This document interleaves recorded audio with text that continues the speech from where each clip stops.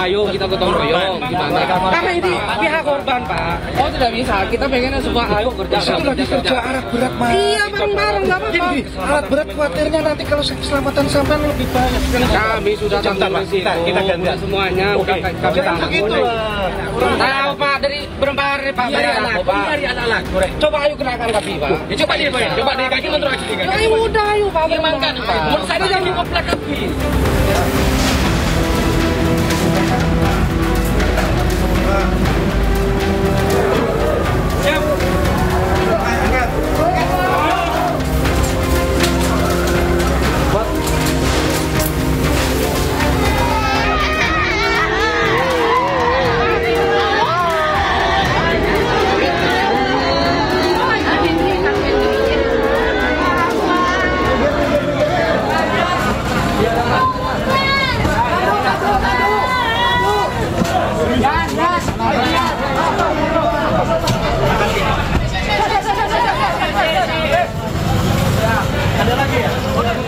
Nggak ada ya, cuma perut kecepet ya.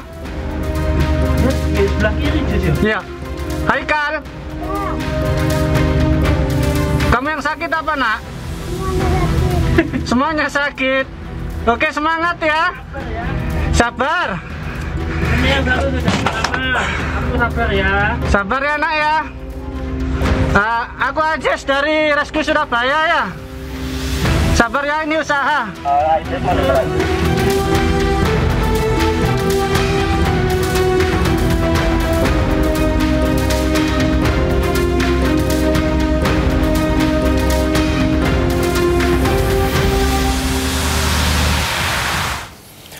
Suasana tegang mewarnai hari kelima operasi pencarian korban runtuhnya bangunan musola di Ponpes Al-Hozini Jumat siang. Puluhan keluarga korban meluapkan kemarahan kepada petugas karena bersikeras memasuki area pondok untuk melihat langsung proses evakuasi. Saya berlama-lama lah.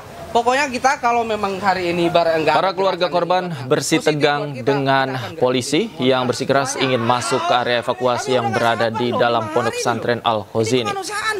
Namun keinginan mereka tidak disetujui oleh aparat dan pihak Basarnas. Suasana semakin tegang saat keluarga korban semakin panas hingga berujung saling adu mulut dan memaksa masuk untuk segera menemukan santri yang menjadi korban runtuhnya bangunan musola Ponpes Al-Hozini Sidoarjo, Jawa Timur. Itu keluarga kami yang nggak di sana. Ini bukan masalah kepentingan.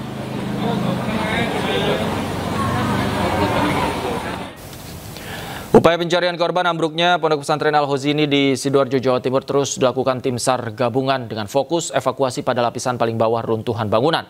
Selain itu, kantor SAR Surabaya juga menanggapi keluhan keluarga yang menganggap proses evakuasi berjalan lambat. Ya itu mungkin kalaupun mereka harus ke lokasi, mungkin nanti akan perwakilan tidak kemudian semuanya ke sana. Itu perwakilan mungkin tidak ada masalah. Secara berkala berarti terus-menerus akan ada wali santri yang diajak lihat ke sana, Pak? Iya, itu tidak masalah. Yang penting hanya perwakilan. Artinya biar proses juga tetap berjalan secara konsisten dan berlanjut seperti itu. Sejauh ini untuk reruntuhan sudah berapa persen Pak dibersihkannya, Pak?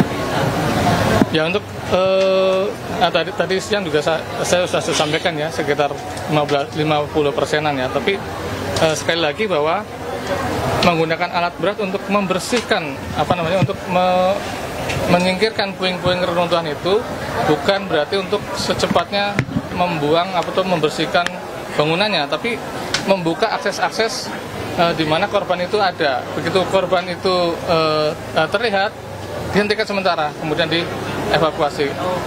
Kemudian akan dilakukan lagi, begitu terbuka lagi akan evakuasi kembali seperti itu. Sementara itu, Kepala BNPB Letjen TNI Suharyanto pastikan tim SAR bekerja selama 24 jam. Hingga hari ini ada tambahan 4 jenazah yang ditemukan tim SAR dari reruntuhan bangunan Pondok Pesantren Al-Hozini Sidoarjo, Jawa Timur. Ya, jangan lagi diatur sedemikian rupa kantong jenazah di situ hanya misalnya, mohon maaf ya, mungkin bagian tubuh tidak. Ini 3 jenazah. Ini 3 jenazah yang 2 sudah disampaikan ke rumah sakit, yang satu dalam proses identifikasi lanjutan, pengurusan jenazah yang lebih baik dan lebih sempurna. Kami sampaikan potensi penemuan akan ada lagi, ya, tetapi nanti akan disampaikan kemudian. Ya. Nah, jumlah santri yang sedang melakukan, ya ini masih kami belum mendalami seperti itu, ya. Itu nanti tugas daripada instansi-instansi terkait, ya. Sebelumnya bangunannya itu kami tidak masuk di situ. Kami masuknya adalah setelah terjadi bencana, saat ini dan paskanya nanti. Data kami itu, ya, jadi data kami itu yang sudah jelas 108. Ya, 108, 103 selamat, ya, termasuk Ibnu Fairuz ini, 5 meninggal dunia. Yang 58 itu mungkin dikurangi 2 tadi, ya, 2 yang saya barusan ngatakan ketemu jenazah, sama 1 yang sedang proses. Nama-namanya belakangan, ya, belakangan. Karena kami tentu saja tidak bisa menyampaikan sekarang siapa itu, karena tentu saja ada proses identifikasi. Mungkin itu pihak yang berwenang, ada DPI, ya. Tapi pasti saya sebagai Kepala BNPB, Koordinator Penanganan ini akan menyampaikan sejelas-jelasnya kepada media setelah itu betul-betul datanya lengkap dan rinci. Proses evakuasi ini tidak gampang, tidak seperti bencana-bencana lain yang korbannya itu ada di situ. Ini kan butuh diambil, untuk mengambilnya juga butuh mengangkat tadi balok-baloknya juga tidak mudah diangkat, harus dipotong dulu. Rekan-rekan media yang tiap hari di sini kan melihat, ya. Dan saya rasa juga pasukan sudah banyak di situ, sudah 24 jam, dan kami akan mendampingi terus sampai ini selesai. Saya katakan, kalau data kami yang hilangnya ada 58, dikurangi mungkin yang 2 itu, nah, masih banyak kan? Nah, secepat mungkin. Saya bicara ini karena banyak yang tanya kenapa dari kemarin saya bicara sampai tadi malam, saya pagi ini kok nggak ada yang ditemukan. Bingung kan orang. Makanya kita jelaskan, bukannya tidak ditemukan, butuh waktu. Nah, sekarang mungkin lebih cepat daripada kemarin karena sudah sampai di titik yang diperkirakan korban-korban itu ada di sini. Ya, mudah-mudahan hari ini sampai malam, sampai besok sudah semua ketemu. Minta doanya dari rekan-rekan media. Dan pemirsa, kami akan tampilkan visual terkini dari lokasi evakuasi korban runtuhnya Pondok Pesantren Al-Khozini di Sidoarjo, Jawa Timur.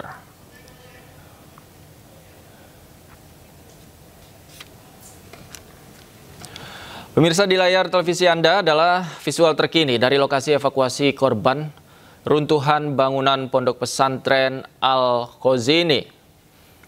Dan kita lihat bersama, alat berat sudah mulai dikerahkan untuk membantu proses evakuasi di sana untuk memindahkan material-material bangunan yang runtuh yang memang membutuhkan alat berat untuk memindahkan material tersebut.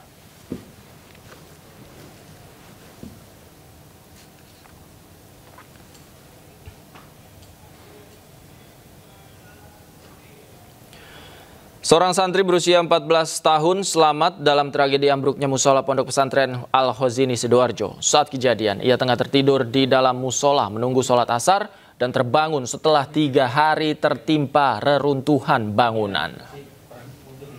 Selanjutnya, setelah tidur itu? Bangun tidur kayak ada gempa.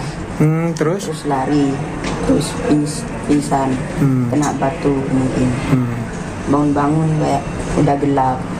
Di sebelah ada teman-teman, aku tanya kenapa musolanya roboh tadi kayak ada gempa. Udah gitu. Selama 3 hari itu kamu apa, ada yang ngasih minum atau gimana? Nggak tahu, tapi di mimpiku aku minum lewat kayak selang-selang. Tapi enggak ya, di nyatanya enggak hidup. Itu hanya mimpi tapi ya? Ya mimpi tapi kayak asli minumnya rasanya. Selain mimpi minum itu, mimpi kemana aja? Jalan-jalan. Jalan-jalan kemana? Enggak tahu, pokoknya. Ke kota gitu atau ke Mekah atau gimana? Suasananya itu loh, ke masjid atau ke mana jalan-jalannya? Kayak di jalan-jalan yang lampunya mati, terus lurus nggak tahu gelap gitu ya. Iya. Naik apa jalan-jalannya? Pickup.